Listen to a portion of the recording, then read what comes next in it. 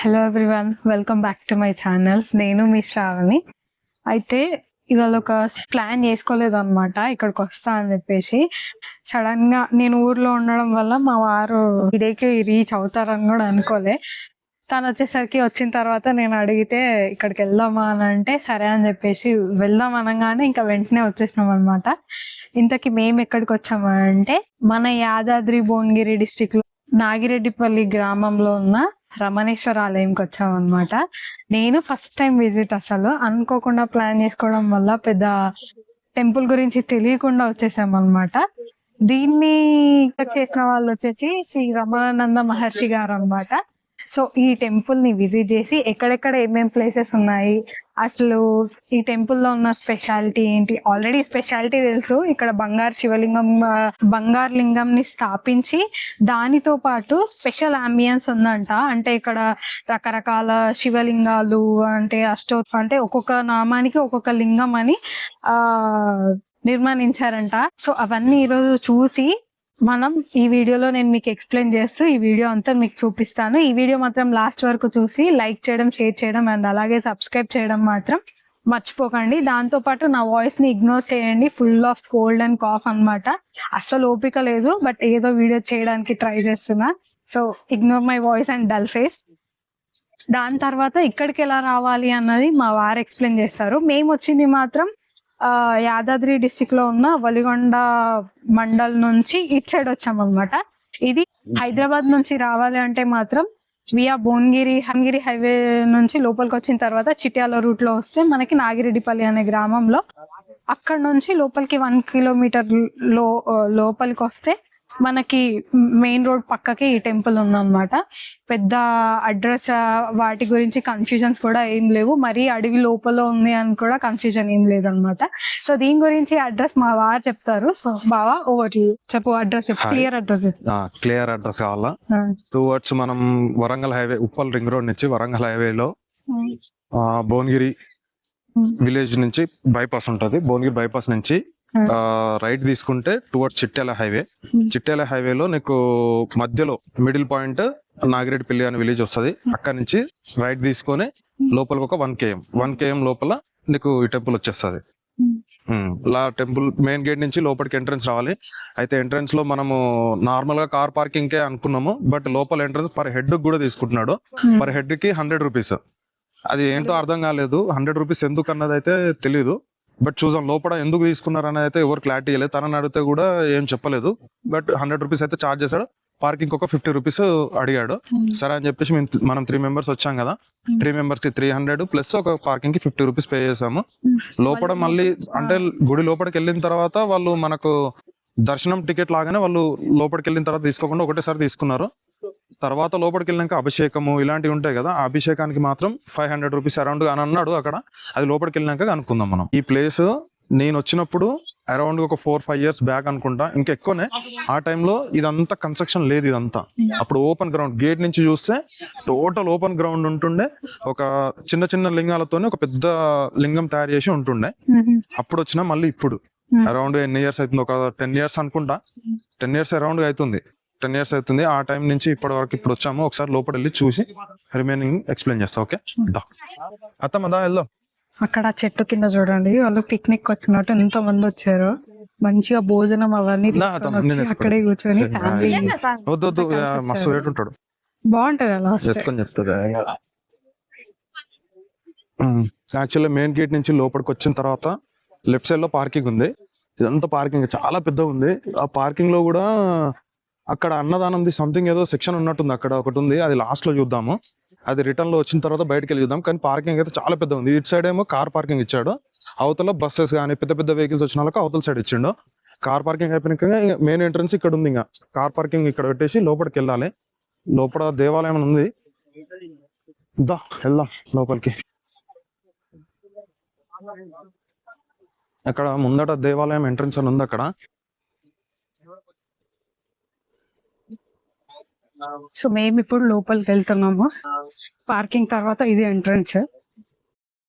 అయితే ఈ టెంపుల్ ఎందుకు కన్స్ట్రక్ట్ చేశారంటే శ్రీ రమణానంద మహర్షి గారు సాయిబాబా వారి శతాబ్ది కారణంగా అంటే 100 ఇయర్స్ సందర్భంగా ఈ టెంపుల్‌ని రమణానంద మహర్షి వారు సాయిబాబా వారి అనుగ్రహంతో ఇక్కడ 2017లో ఈ టెంపుల్‌ని నిర్మాణించారంట. ఇక్కడ చూడండి, ఇక్కడ షిరిడి సాయి అనుగ్రహం మహాపీఠాధిపతులు శ్రీ రమణానంద మహర్షి గారు నిర్మించిన రమణేశ్వర ఆలయం అని బోర్డు. టికెట్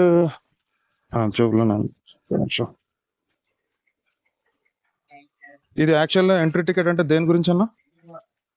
అంటే దర్శనానికనా? ఇది 100 రూపీస్ తీసుకుంది అన్ని టెంపుల్. బెటర్ 100 రూపీస్ అనేది థర్డ్ పార్టీ తీసుకునేది. ఓకే, అంటే తిరిగి వచ్చి లోపల తిరగొచ్చు లోపల అన్ని టెంపుల్స్ కి వెళ్ళడానికి మాత్రమే ఇది. ఓకే అన్న. సో అది మ్యాటర్. లోపల మనం తిరిగి చూడడానికి జస్ట్ 100 రూపీస్ లాగా ఛార్జ్ చేస్తున్నారు. మళ్ళీ లోపల అభిషేకాలు అవి చేయాలంటే వాటికి సపరేట్ ఛార్జెస్ అన్నమాట. అలా మనం లోపలికి ఎంటర్ అవుతుంటే మనకు అన్ని ఈ గ్రంథాలయాలు అని ఫస్ట్ ఎంట్రన్స్ లోనే అడ్మిన్ ఆఫీస్ ఉంది. అడ్మిన్ ఆఫీస్ లో మనకి ఏమైనా డౌట్స్ ఉంటే అక్కడ అడగొచ్చు. ఇక్కడ స్టోర్స్, ఫుడ్ కోర్ట్స్ అన్ని కూడా చాలా ఉన్నాయి. కాకపోతే ఇప్పుడు అన్ని క్లోజ్ ఉన్నాయి. టైంలో 2:30 అన్నమాట.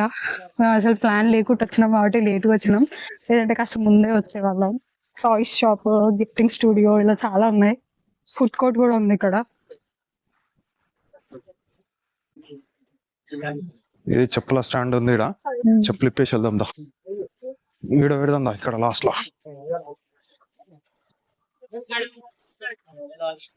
ఇక్కడ పెట్టేసి కాళ్ళు కడుక్కునే స్థలం కూడా. దానికి మెస్సీ లేకుండా ముందే స్టాండ్ ప్రిపేర్ చేసి పెట్టారు ఇక్కడ. అండ్ పక్కనే కాళ్ళు కడుక్కోవడానికి ట్యాపులు కూడా. దీని పక్కనే ఇలా taps. ఇదే ఎంట్రన్స్. ఈ లోపలికి వచ్చినాక ఈ గేట్ దగ్గర ఒకటి లోపల ఎట్లా ఉందన్నది మొత్తం మ్యాప్ ఉంది. మ్యాప్ చూద్దరు ఒకసారి. యాక్చువల్గా సమాచార కేంద్రం మనం ఇట్లా వచ్చి రూట్ మ్యాప్ అయింది. రోడ్ మ్యాప్ ఇదంతా. లోపలికి వచ్చిన తర్వాత డెడ్ అండ్ 24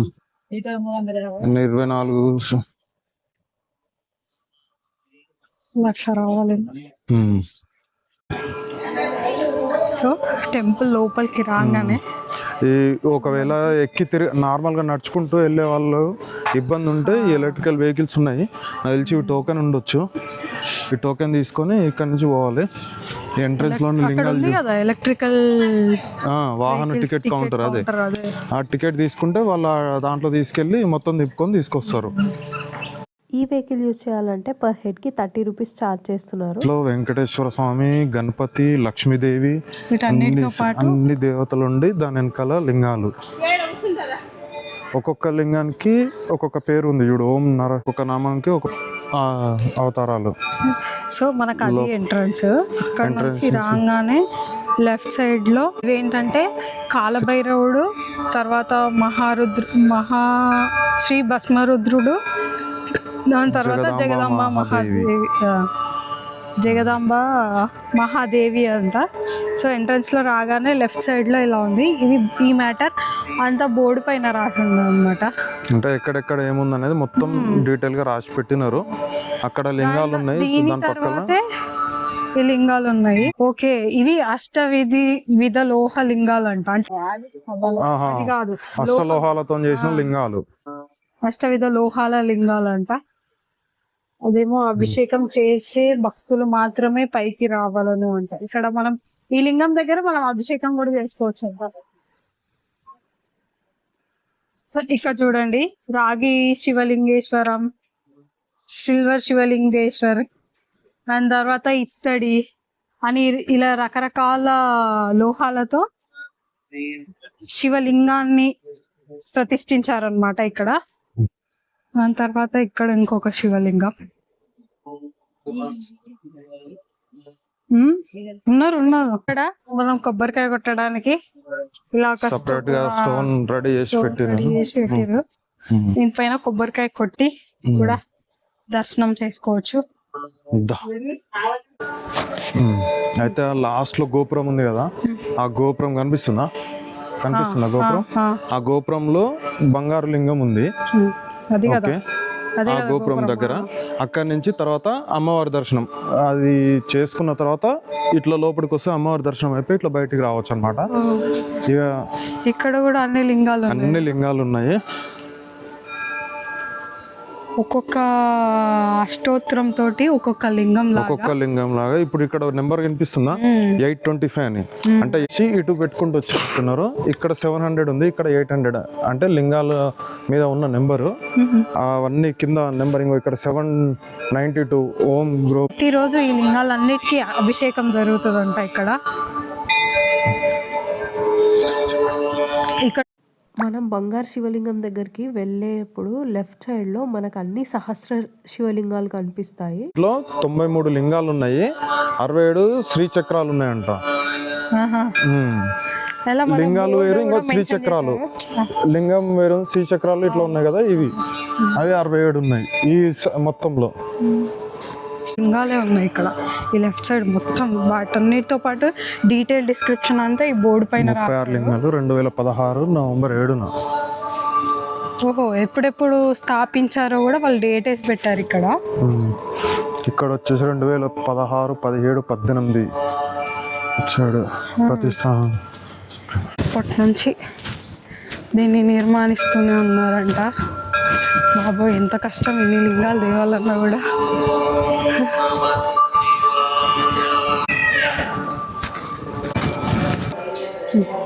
యాక్చువల్గా ఇక్కడ నార్మల్గా మనం 100 రూపీస్ టోకెన్ తీసుకున్నాం కదా, ఆ టోకెన్ దర్శనం పక్కల అయినంట. విఐపి దర్శనం అంట, ఇది స్పెషల్ దర్శనం అని రాసినాడు. ఇది మ్యాక్సిమం 100 విఐపి వాళ్ళు కానీ, లేదంటే ఇంకా మనం ఎక్కువ డబ్బులు ఇస్తే విఐపి దర్శనం లోపలికి ఎంట్రన్స్ అట్లాంటిది చేసుకునేడానికి ఈ దారిలో ఇంకా మనం అభిషేకం చేయించుకోవాలని ఆలోచన ఉంటే. టికెట్ తీసుకున్న వాళ్ళకి దర్శనం లేదా? 100 రూపీస్ టికెట్ తీసుకున్న అదే అక్కడ దాకా వెళ్ళి దర్శనం చేసుకొని బయటికి రావాలి అనుకుంటుంది. అభిషేకం చేపియాలి అది అనుకుంటే ఇంకా ఎక్స్ట్రా డబ్బులు పెట్టేసి లోపలికి వెళ్ళాలి. ఇంకా ఒకసారి కనుక్కుందాం లోపల వద్దా.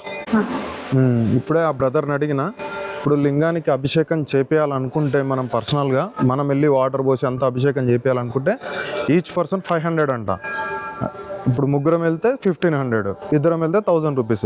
లేదు అనుకుంటే నార్మల్ దర్శనం చేసుకొని వెళ్ళిపోవడమే మనం. ఇంకా మనకి ఇప్పుడు వద్దు, నెక్స్ట్ టైం వచ్చినప్పుడు అభిషేకం చేయించుకొని వెళ్దాం, సరేనా? దా, ఇప్పుడు ఆల్రెడీ లోపల ఒకరు చేస్తున్నారు, అది చూద్దాం. దా, యాక్చువల్ లోపల ఒకరు చేస్తున్నారు, మనం చూడొచ్చు. సో ఇదే బంగారు శివలింగం. మేము మధ్యాహ్నం వెళ్ళామని అభిషేకం ఎందుకులే అని అనుకున్నాము. తెలంగాణలోనే అతిపెద్ద బంగారు శివలింగం ఇది. 3.5 అడుగులతో ఉంటుంది. 125 కేజీల బంగారంతో దీన్ని చేశారంట. ఇక్కడ అభిషేకం చేస్తే మాత్రం సకల అష్టైశ్వర్యాలు, సుఖశాంతులు, సకల భోగాలు కలుగుతాయని ఇక్కడి ప్రజలంతా నమ్ముతారు. అలాగే ఉన్న 2000 శివలింగాలకి మనం అభిషేకం చేయాలంటే మనకు 3500 తీసుకొని అన్ని శివలింగాలకి అర్చన చేపిస్తారు. అలాగే అభిషేకం కూడా చేసుకోవచ్చు. అక్కడ బౌల్స్ ఉన్నాయి కదా, అందులోనే పాలు నీళ్లు వాళ్ళు పోసి పెట్టుకున్నారు. మనం 500 టోకెన్ తీసుకుంటే ఒక గ్లాసు పాలు, ఒక గ్లాసు వాటర్ ఇస్తారు. మనం అభిషేకం చేసి గోత్రనామాలు చదివేసి పూజ చేస్తున్నాడు. ఇక్కడ బయటకు వచ్చిన తర్వాత వీళ్ళు ప్రసాదం ఇస్తున్నారు. కొంచెం వాళ్ళు ఎవరైతే అభిషేకం చేసినారో వాళ్ళకి కొంచెం ప్రసాదం. ఓకేనా? అయితే దర్శనం అయిపోయి బయటకు వచ్చినాము. లోపల పర్ హెడ్ 500 అనేది అయితే కొంచెం టూ మచ్ ఉంది. కాకుండా వైఫ్ అండ్ హస్బెండ్ కి ఇద్దరు కలిపి 500 తీసుకుంటే కొంచెం బెటర్ అనిపిస్తుండే, కానీ కొంచెం ఎక్కువ ప్రైస్ అనిపించింది. కానీ ఇది వచ్చేసి హోమము.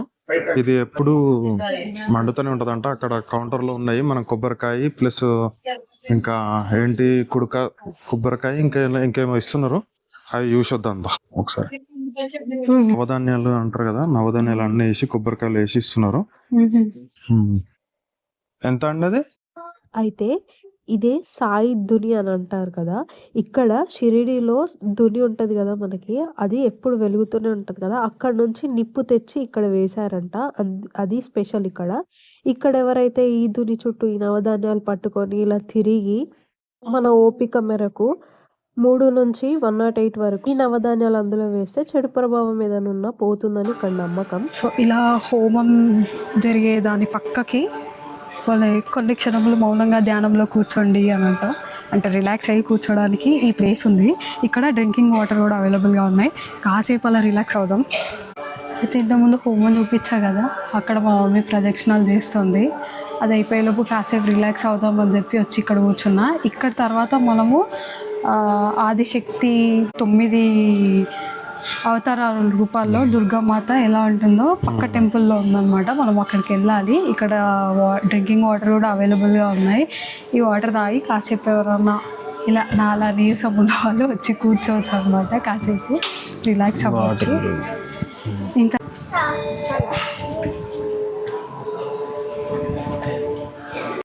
ఇంతకుముందు దుర్గామాతలు అని చెప్పా కదా, ఇదే దారి. మనం ఈ లోపలికి వెళ్తే 9 అవతారాల్లో వెలిసిన దుర్గామాతలు ఉంటారంట. ఒకదాని తర్వాత ఒకటి చూస్తూ వెళ్దాం రండి. చాలా పెద్ద ఉంది. శివరాత్రి ఆ టైంలో అయితే ఫుల్ రష్ ఉంటుందంట. మనకి కాలు పెట్టే స్పేస్ కూడా ఉండదు. ఒకవేళ అంత రష్ వచ్చినా తట్టుకోవడానికి పాసిబిలిటీ ఉండేలాగా కన్స్ట్రక్ట్ చేశారు. చాలా విశాలంగా ఉంది ప్లేస్ అంతా, బాగుంది. ఇక్కడ అమ్మవారు ఎన్ని రూపాలలో అయితే ఉంటారో అవన్నీ ఇక్కడ ప్రతిష్ఠించారు అనమాట. మనం ఒక్కొక్కటి చూసుకుంటూ వెళ్దాం. పేర్లు నాకు కూడా తెలియదు, నన్ను అడగకండి. కింద రాసింది అది కూడా. అయితే నాకు లోపలికి వచ్చిన తర్వాత అర్థమైన విషయం ఏంటంటే, అమ్మవారు ఎన్ని రూపాలు ఉన్నాయో అంటే దుర్గమ్మ వారివి, వారితో పాటు వారి పతిదేవుళ్ళు అంటే వారి హస్బెండ్స్తో పాటు ఇక్కడ అమ్మవారి రూపాలను ప్రతిష్ఠించారనమాట. చాలా బాగుంది. నాకు ఇంతవరకు తెలియదు ఇలా ఇన్ని దేవతలకి ఇలాంటి వీరు హస్బెండ్స్ అని. చాలా బాగుంది కాన్సెప్ట్ ఏదైతుందో, అది చాలా బాగుంది. ఈ దర్బార్లో అమ్మవారి రూపాలతో పాటు ఇలా పాలరాతి అమ్మవారు 7 అడుగులతో ప్రతిష్ఠించారు. తర్వాత మీకు వచ్చేటప్పుడు కుడి పక్క తల్లి అంతా దశమహావిద్యలు దశభైరవులు అనమాట. ఎడం పక్క వచ్చి స్టార్టింగ్ లో నేను చెప్తా ఉండేది ఎడం పక్క అష్టభైరవులు అష్టమాతృకులు అనమాట. మళ్ళీ వీళ్ళంతా మనకు తెలిసిండేదే, కాశీ విశ్వేశ్వరుడు, అన్నపూర్ణాదేవి, వీళ్ళంతా అనమాట. ఇక్కడ అర్ధనారీశ్వరుడు అందు. ఇక్కడ నుంచి నవదుర్గలు అనమాట. నవదుర్గలు ఇక్కడ కాలభైరవుడు, శ్రీ కాలభైరవుడు, భైరవి మాత అమ్మ. ఇక్కడ వచ్చి వీరభద్రుడు, అక్కడ వచ్చి భద్రకాళీదేవి. అదే అర్థం అవ్వలేదు. అందుకేలేండి. అమ్మవారు ఉండారు చూడండి మా పెద్ద అమ్మవారు. స్టార్టింగ్ లో ఆ అమ్మవారిని దసరాలప్పుడు తెచ్చిన్నారు మా స్వామి గారు. దసరాలప్పుడు నాకు ఇయర్ సరిగా గుర్తులేదు, తెచ్చిన్నారు. నవదుర్గలందరినీ తెచ్చారు. అమ్మని నిమజ్జనం చేయాలని ఇంకా అంతా రెడీ చేస్తుంటే అమ్మ స్వామికి చెప్పారు, నన్ను నిమజ్జనం చెయ్యొద్దు, నువ్వు ఇట్లా పాలరాయి విగ్రహంగా దాన్ని అన్ని మలిచి ఇక్కడ పెట్టు అని అన్నారు. ఆ అమ్మ ప్రతిరూపమే ఇక్కడ అమ్మ అన్నమాట. ఇక్కడ రుద్రుడు, అది స్ఫటిక శివలింగం సాయిబాబా. ఇక్కడ వచ్చి ఇది పంచలోహ శివలింగం. ఓకేనా. ఈ లింగం ఉంది కదా, ఈ లింగం చుట్టూ 3 రౌండ్లు తిరిగి ఆ లింగాన్ని పట్టుకొని ఆ కోరిక ఏదైతే మనం మనసులో అనుకుంటామో 3 సార్లు అనుకొని 3 చుట్లు తిరిగిన తర్వాత శివుని పట్టుకొని 3 సార్లు చెప్పాలి ఇట్లా. ఓకే.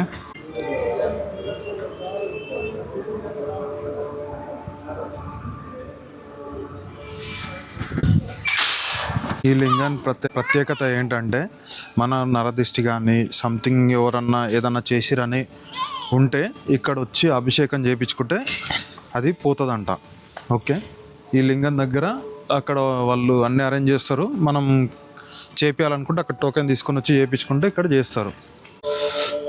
వెనకాల కనిపిస్తుంది కదా, ఆ లింగం వచ్చేసి 23 అడుగులు ఏకలింగం అనమాట. ఒకటే రాయితో చేసిన లింగం. అది 23 అడుగులు ఉందంట. అది దానికి ఎంట్రన్స్ అయితే పైకి పోనీయడానికి లేదు, కానీ కింద నుంచి అట్లా చూసి రావచ్చు అన్నట్టు పెట్టినారు. అంతే, పైకి ఎక్కడానికి అయితే ఇప్పుడు లేదు ప్రస్తుతానికి. ఈ రమణేశ్వర ఆలయంకి ఇదే హైలైట్ పాయింట్. దీన్ని జలలింగ దర్బార్ అని అంటారు. ఇక్కడ మొత్తం 232 లింగాలని ఈ వాటర్లోనే ఉంచుతారంట. ఎప్పుడు అంటే వాటర్లో ప్రతిష్ఠించారంట. ఇది మనకి 11వ దర్బార్లో కనిపిస్తుంది ఈ జలలింగాలు. టోటల్గా 40 దర్బార్లు ఉన్నాయి కదా. ఒక్కొక్క దర్బార్లో అంటే ఏమేమి స్పెషల్ లింగాలు ప్రతిష్ఠించారో అని బోర్డు పైన రాశారు కదా, అలా ఇది 11వ దర్బార్ అన్నమాట. ఈ ఆలయం మొత్తంలో 2000 లింగాలకు పైగా ప్రతిష్ఠించారని పేరు. ఇది శివరాత్రి టైంలో చాలా బాగుంటుందంట. అంటే డ్రోన్ విజువల్స్ చూసాను నేను. అంటే మనం వెళ్ళిన టైం ఆఫ్టర్నూన్ కాబట్టి అంత బాగా, అండ్ ప్లస్ మన దగ్గర డ్రోన్ కూడా లేదు కాబట్టి అంత బాగా షూట్ చేయడానికి రాలేదు. శివరాత్రి టైంలో మాత్రం లైటింగ్స్ అండ్ అలాగే మనకి ఈ లింగాలు ఏవైతే ఉన్నాయో వాటి పైనుంచి వాటర్ ఫాల్స్ లాగా డెకోర్ చేసి ఎప్పుడు అభిషేకం జరిగేలాగా ఉంటుందంట ఇక్కడ. ఈ విజువల్స్ చూడడానికి చాలా మంది వస్తుంటారు ఇక్కడికి. సో వీటన్నిటితో పాటు ఇక్కడ 12 జ్యోతిర్లింగాలు కూడా ప్రతిష్ఠించారు. ఒకసారి అవి కూడా చూసేద్దాం రండి. అయితే మనకి జ్యోతిర్లింగాలు మొత్తం 12 జ్యోతిర్లింగాలు కదా, అవన్నీ మనం ఒకే చోట ఈ దర్బార్లో చూడొచ్చు. రామేశ్వరం నుంచి కేదార్నాథ్ వరకు ఇక్కడ అన్ని శివలింగాలను అయితే ప్రతిష్ఠించారు. మనం అన్ని ట్రావెల్ చేసి చూడలేమనుకునే వాళ్ళు ఇక్కడికి వస్తే ఇవన్నీ మనం ఒకే చోట చూడొచ్చు. ఇక్కడ ఫస్ట్ ఉన్న శివలింగం సోమనాథ శివలింగం గుజరాత్లో ఉంటుంది. నెక్స్ట్ మల్లికార్జున స్వామి శ్రీశైలంలో చూసుంటారు. మహాకాళి లింగేశ్వరం ఉజ్జయిని మధ్యప్రదేశ్లో ఉంటుంది. ఇది ఓంకార లింగేశ్వరం, ఇది కూడా మధ్యప్రదేశ్లోనే ఉంటుంది. కాస్తల పైకొచ్చాక వైద్యనాథ లింగేశ్వర్, ఇది జార్ఖండ్లో ఉంటుంది. ఇది భీమశంకర లింగేశ్వర్ మహారాష్ట్రలో ఉంటుంది. మనకి ప్రతి దర్బార్లో సాయిబాబా యూనిక్ గా ఉంటారు. సేమ్ అయితే ఎక్కడ కనిపించలేదు. ఇక్కడ ఇది రామేశ్వర్ లింగేశ్వర్ తమిళనాడులో ఉంటుంది. ఇది నాగేశ్వర్ లింగేశ్వర్ ద్వారకా, అక్కడ నుంచి కొంచెం కిందికి వచ్చాక ఇది విశ్వేశ్వర లింగేశ్వర్ కాశీలో ఉంటుంది. తర్వాత ఇది త్రయంబకేశ్వర లింగేశ్వర్, ఇది నేను లైవ్ లో చూసా కాబట్టి ఈజీగా గుర్తుపట్టేసా. మిగతావన్నీ నేను బోర్డు పైన పేర్లు చదువుతూ మీకు చెప్తున్నా. అండ్ ఇది చూస్తేనే అర్థం అవ్వాలి మనకి. ఇది కేదార్నాథ్ లింగేశ్వర్ హిమాలయాల్లో ఉంటుంది. ఇది లాస్ట్ వన్ కృష్ణేశ్వర లింగేశ్వర్ అని ఉంది, మహారాష్ట్రలో ఉంటుందంట. ఇలా మనకి టెంపుల్ మొత్తం ఎటు చూసినా మనకి శివలింగాలు కనిపిస్తూనే ఉన్నాయి. అలాగే 2000 వరకు ఉన్నాయంట శివలింగాలు. ఇప్పటి వరకు అయితే మనం అన్ని ఓవరాల్ గా ఇందులో ఏమేమి అయితే ఉన్నాయో అన్ని అయితే కవర్ చేసి పెట్టినాము. ఒకవేళ ఇంకేమైనా మిస్ అయినా అనుకుంటే నెక్స్ట్ టైం వచ్చినప్పుడు కంపల్సరీ మిగతాయి కూడా, అంటే మ్యాక్స్ ఇంకా లాస్ట్ లో కూడా ఉన్నాయంట. బట్ అంతవరకు వెళ్ళడానికి ఓపిక లేదు. అంగ మా చిన్నోడు ఒకటే ఉరుకుతున్నాడు వద్దన్నా కూడా. ఏ జస్విక్ దా, మన ఓపిక లేదు, అయిపోయింది, అన్నం తిని రాలేదు. నెక్స్ట్ టైం వచ్చినప్పుడు కంపల్సరీ అన్ని చూద్దాం. కానీ క్రౌడ్ అయితే ఫ్లోటింగ్ ఈరోజు మండే అయినా కూడా ఫ్లోటింగ్ బయట చాలా మంది పోతున్నారు. ఇంకా డీటెయిల్ గా లోపల వరకు అయితే డీటెయిల్ గా అయితే అయిపోయింది. ఇంకా నెక్స్ట్ బయట ఇంకేమైనా ఉన్నాయనేది బయటకు వెళ్ళాక చూద్దాం. ఓకేనా? ఇక్కడ మనకి ఆర్టీసీ బస్ ఫెసిలిటీస్ కూడా ఉన్నాయన్నమాట. రమణేశ్వరం నుంచి ఆల్రెడీ ఎవరైతే రమణేశ్వరంలో ఉన్నారో వాళ్ళు ఉప్పల్కి వెళ్ళాలంటే 11:30కి బస్సు ఉంటుంది. అలాగే సాయంత్రం 3:30కి ఉంటుంది. లేదు ఉప్పల్ నుంచి రమణేశ్వరం చూడడానికి రావాలి అంటే ఉదయం 9 నుంచి బస్సు ఉంటుంది. మళ్ళీ అలాగే మధ్యాహ్నం 1 ఉంటుంది అక్కడ. అదండి ఇవాళటి వ్లాగ్. ఇక్కడ మెయిన్ పాయింట్స్ అయితే అన్ని చూసేసాం కదా.